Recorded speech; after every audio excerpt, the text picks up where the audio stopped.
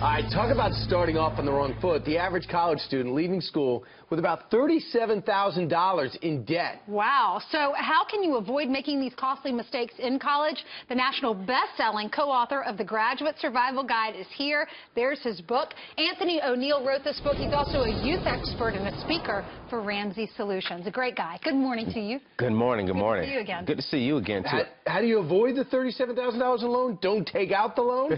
Exactly. That's number one. You know, I want you to stay away from student loans because we all know the average college graduate is graduating at $37,000 in debt. And so in my book, I actually talk about, hey, in high school, spend 30 minutes to an hour every single day looking up scholarships and looking up grants. Because if you start early, you can prevent yourself from making some big mistakes in the future. What if you don't get those scholarships? What if you can't afford it? You still say no to the student loans? Still run away from it. There's nothing wrong with starting slow and going to community college and cash flowing your way through community college.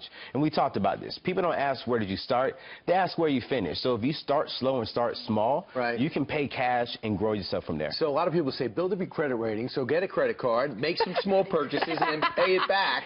You think that's a fallacy?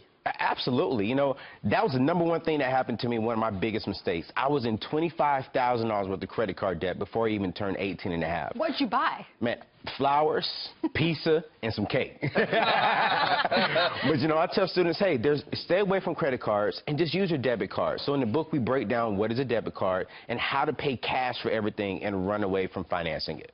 All right, making bad choices. What are some of the bad choices? Relationships. You know, I sit down in the book and I tell you, hey, how you choose your friends is very, very important. Relationships is one, and then even, hey, am I going to go out and party, or am I going to stay home and study? Or am I going to choose this meal plan over that meal plan? So we really talk about making good choices in all areas of your life. And a lot of people don't have parents that are hands-on. You got to learn, don't use that as an excuse. You have to make mistakes to learn. You can pick this up now. Yes, sir. What about not having a plan? You know, most 18 to 20-year-olds are winging it. They really are, and I was winging it too. I didn't really have a plan for my life, nor did I have a plan for my budget. And so in this book, I talk about, hey, have a plan for your life and make sure that it's congruent and it's in line with your financial plans. So this means if you want to pay cash for college, this means over here, you're going to make sure that everything's working together to work together.